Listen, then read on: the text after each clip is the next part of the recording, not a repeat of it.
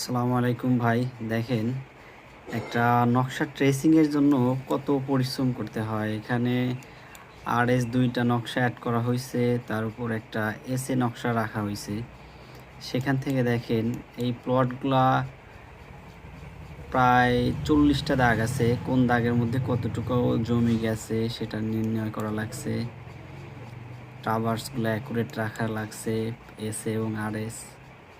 আসলে ডিজিটাল সার্ভেটা না আসলে আমাদের মৌজা ম্যাপ যে সেবাটা সেটা দেওয়াটা অনেকটাই জটিল হয়ে যেত। আপনি যদি এখানে দেখেন, এই যে আপনি এই নকশাগুলো কোথাও পাবেন না, এগুলো আপনার অটোক্যাডের মাধ্যমে কাজ করে নিতে হয়। ৩টা নকশার সমন্বয়ে একটা রেজাল্টে আসা যায়। আর এই রেজাল্টটাই আপনার যখন জমির মামলায় আর কি জজ সাহেবের কাছে পেশ করা হয়, এখানে ১০০% অ্যাকুরেট রাখার চেষ্টা করা লাগে।